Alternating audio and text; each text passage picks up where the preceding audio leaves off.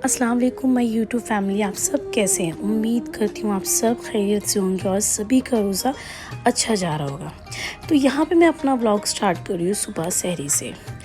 तो आज की सहरी में मैं तुरली बनाने की तैयारी कर रही थी, तो सोचा आपके साथ भी शेयर कर दूँ। तो तकरीबन यहाँ पे रात के जो है 3 बज रहे थे। मैंने सोचा लाओ जो भी जितने भी ड्राई फ्रूट्स है जो मतलब तुरली में लगते हैं उन्हें भिगा के रख दूँगी ना, तो फटाफट बस पीस के मुझे रेडी करना होगा। तो यहाँ पे मैं सारे जो ड्राई फ्रूट्स है वो भिगा के रख देती हूँ, तो तुरली बनाने में आसानी हो जाएंगी। तो अच्छा, ये जो ड्राई फ्रूट्स होते हैं ना, मतलब जो आपको जो भी मसाले आप यूज़ करना चाहते हैं वो आप अपने पसंद के लीजिए ना। तो मैं यहाँ पे कुछ काजू बादाम और आप चाहे तो खजूर ले सकते हैं या फिर छुआरा ले सकते हैं, आपको जो लेना है। उसके बाद ये जो खोपरा था उसे भी मैं छोटे छोटे पीस में कट करके इसी तरीके से भिगा के रख दूँगी, ताकि पीसने में जो है ना वो मुंह में जो अक्की अक्की चीज़ें आती है ना तो अच्छा नहीं लगता। मेरे हस्बैंड को तो जब मुंह में कोई चीज़ अक्की आती है ना तो उनको बिल्कुल भी नहीं पसंद आता। ऐसे लगता है किसी हड्डी का टुकड़ा मुंह में आ गया हो, तो इतना गुस्सा करते हैं वो। तो इस वजह से मैं पहले से भिगा के रख देती हूँ ना, तो ये पीसने में आसानी होती है और अच्छे से पीस जाते हैं। अच्छा, यहाँ पे ना मेरा दूध जो है वो फट गया था, तो मैं ये इस दूध का ना दही जमा ले रही हूँ। तो इससे क्या होगा ना कि रात में जब इफ़्तार के वक्त ना दही जो है दही बड़े में काम आ जाएगी। खैर, वो करने के बाद मैं थोड़ा सा नमक डाल के दही जमा के साइड में रख दी। उसके बाद ना दूध भी गर्म कर ली, क्योंकि मुझे आज दूध फेनी बनाना था। अच्छा, यहाँ पे ना जो साथ ही साथ जो भी बर्तन मैं यूज़ करती हूँ ना वो बर्तन साथ ही में धोने लगती हूँ। तो उससे क्या होता है ना कि हमारा जो किचन है वो फैला भी नहीं रहता है और जो बर्तन है वो भी समेटती जाती हूँ मैं ना। और उसके बाद जो मसाले वगैरह होते हैं, जो भी मैं चीज़ें डब्बे वगैरह यूज़ करती हूँ ना, उसे जहाँ से मैंने लिया वहाँ रख देती हूँ। तो इससे हमारा किचन मैसी नहीं होता है। और फिर अक्सर ऐसा होता है ना कि काम करने के बाद जब जो वो फैलावा होता है ना वो देख के हमारा और भी मन नहीं करता है कि हम ये काम करें। तो इस वजह से ना मैं सारे काम उसी वक्त जब भी मुझे टाइम मिलते जाता है करते जाती हूँ। अच्छा, मैं यहाँ पे दूध गर्म करते करते अक्सर मेरे साथ ये होता है कि मैं जैसे थोड़ा यहाँ वहाँ होती हूँ दूध बह जाता है, तो थोड़ा सा दूध जो है वो छलक गया था, तो यहाँ पे मैं उसे थोड़ा सा उसके बाद चलिए चाय भी मैं चढ़ा दे रही हूँ। ये सहरी और इफ्तारी ये 2 वक्त ऐसा होता है ना कि हमारे पास काम ज़्यादा होते हैं और हमारे जो हाथ है वो मशीन की तरह हमें चलाने पड़ते हैं। मतलब मैं आपसे क्या ही बताऊँ कि इतना जल्दी जल्दी सब कुछ करना होता है, और अगर टाइम से पहले हम दस्तरखान पे नहीं बैठे तो वो अलग हमें 10 बातें सुननी पड़ती हैं। और उसके बाद मैं अपने आप से अपने काम को बढ़ा लेती हूँ कि चलो वीडियो भी शूट कर लेती हूँ, उसमें अलग टाइम लग जाता है ना। तो हस्बैंड कहते हैं कि भाई तुम्हारे काम जो है वो ख़त्म ही नहीं होते हैं।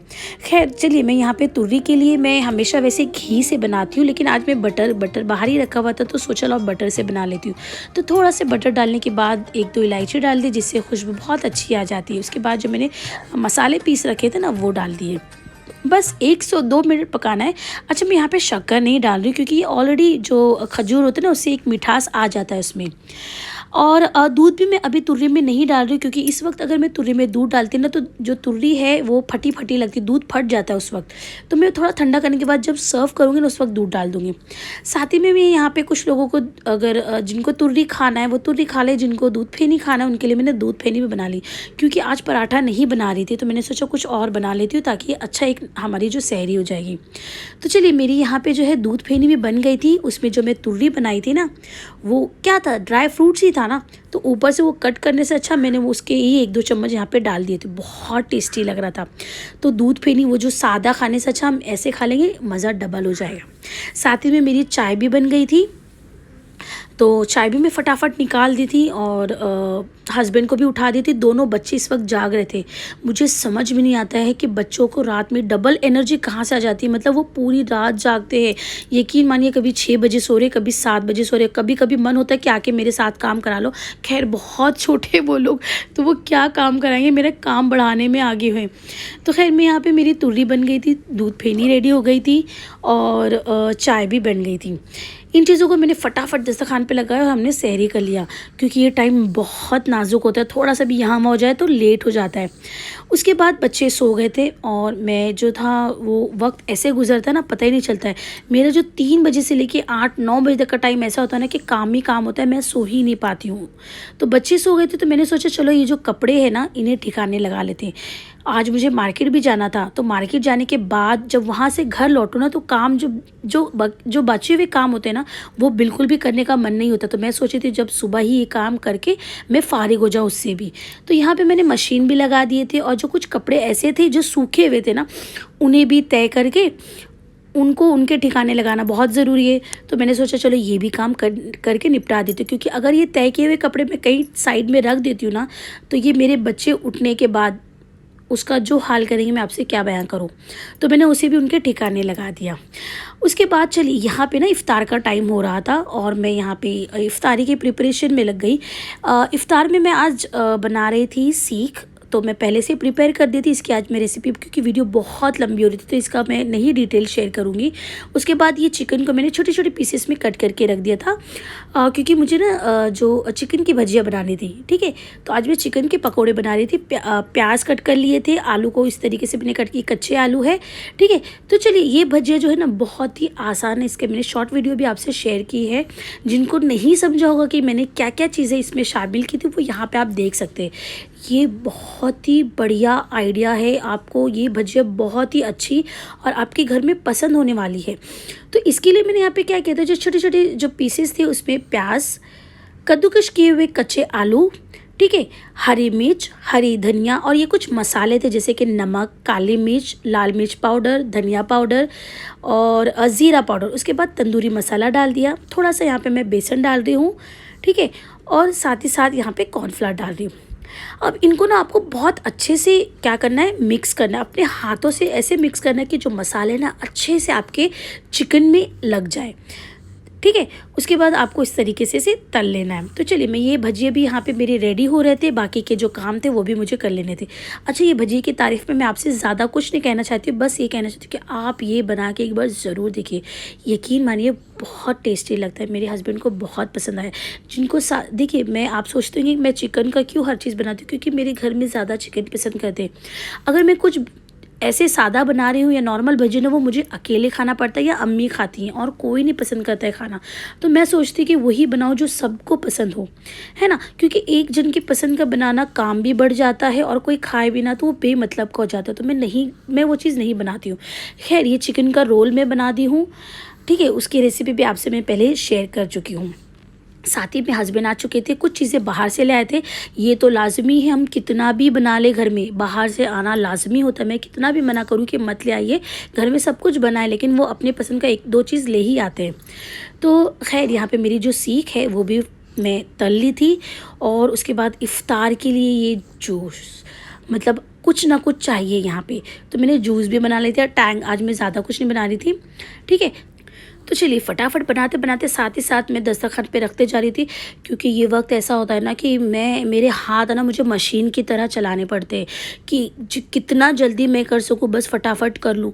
अक्सर ये होता है कि मैं किचन पे खड़ी होती है, गैस ऑन होता है और इफ़्तार का वक्त हो जाता है, अजान हो जाती है और बहुत डांटें सुनती हूँ मैं इसके लिए, लेकिन काम ख़त्म ही नहीं होता है। एक हाथ कितना काम करेगा, है ना। तो खैर, यहाँ पे इफ़्तारी में फटाफट साथ ही साथ जैसे जैसे बनते जा रहा था मैं दस्तरखान पे रखते जा रही थी और अल्हम्दुलिल्लाह इफ़्तारी रेडी हो गई थी। हमने इफ़्तारी की। इफ़्तारी माशाल्लाह में, मैं ये भजिए की तारीफ़ नहीं करूँगी ज़्यादा, आप खुद बना के खाइए, बहुत टेस्टी, बहुत अच्छी बनी थी माशाल्लाह। उसके बाद इफ़्तार करने के बाद, नमाज़ वगैरह पढ़ने के बाद फटाफट बर्तनों को समेट के मैंने साइड में रखा। और उसके बाद ये देखिए, मेरे जो भाई बहन है वो लोग आ गए थे। इनको मैंने इसलिए बुलाया था ना कि आज मुझे जाना था शॉपिंग के लिए। मैंने कल ही आपसे बताया था कि जो व्लॉग मैंने अभी इससे पहले शेयर की थी आपसे, कि हमें शॉपिंग करना, ईद की शॉपिंग मेरी कभी भी पहले से नहीं हो पाती है। रमज़ान गुजर गया आधा और अब मैं जा रही हूँ शॉपिंग करने, तो इस वजह से ना मैंने इसे बुला लिया था। और कुछ कपड़े भी मेरे सिल, क्योंकि जो शॉपिंग होती है ना वो मैं कभी भी अकेले नहीं कर पाती हूँ। हर चीज़ में मुझे ये तकलीफ़ होती है ना कि मैं क्या लूँ और कैसे लूँ। तो मैं हमेशा, जो ये छोटी वाली बहन है उसे मैं कहती, भाई आ जाओ, हम साथ में जाके दोनों भी ख़रीद लेंगे जो लेना होगा। और अक्सर हम दोनों ही सेम जैसा, हमें मतलब आसानी हो जाती है।